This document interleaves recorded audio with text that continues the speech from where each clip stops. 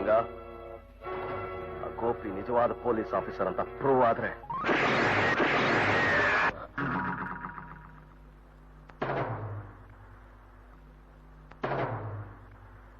ನಿನ್ನ ಹೆಸರೇನು? ಗೋಪಿ. ನಿಜ ಹೇಳು. ಗೋಪಿ. ಏನ್ ನಿನ್ನ ಹೆಸರು? ಗೋಪಿ. ಹೇಳು. ಗೋಪಿ.